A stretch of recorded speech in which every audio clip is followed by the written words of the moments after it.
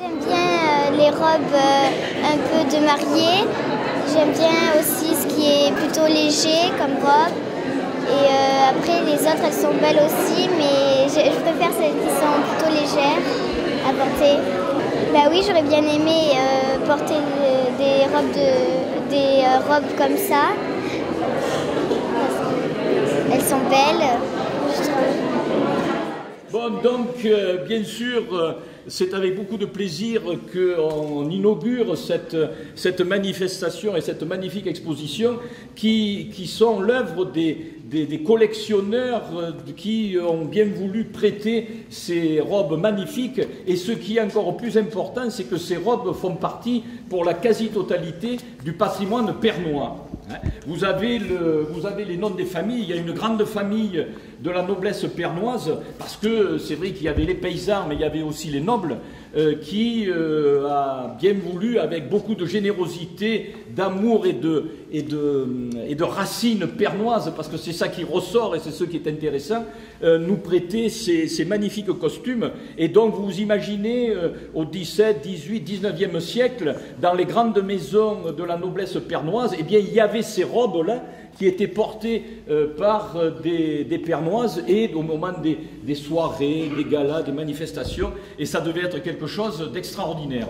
Donc là, on est en plein dans le patrimoine pernois de cette noblesse d'une époque, et qui a fait que Berne a brillé pendant très longtemps, puisqu'il faut quand même savoir que Berne, qui est ancienne capitale du comtat venessin, pendant très longtemps a été la commune du comtat venessin où il y avait le plus fort pourcentage de nobles.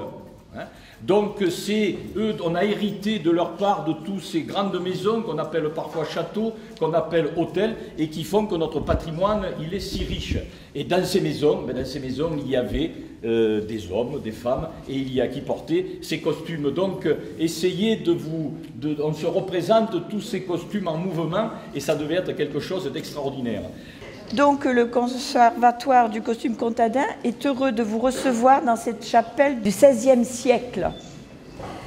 Une occasion extraordinaire grâce à l'aide de généreux collectionneurs s'est présentée à nous pour vous faire partager tous ces trésors. Cette exposition est essentiellement la présentation de la mode qui était portée à la cour royale, impériale et à Paris.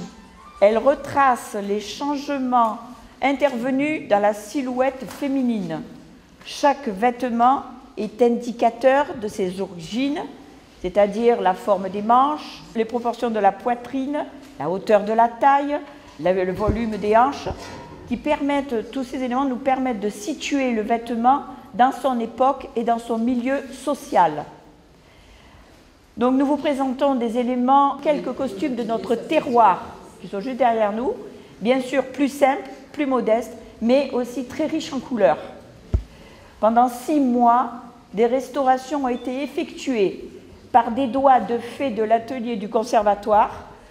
Certains costumes ont demandé 100 heures de travail, et pour d'autres, pour le repassage, il y a certaines robes qui ont demandé 6 heures pour une seule robe.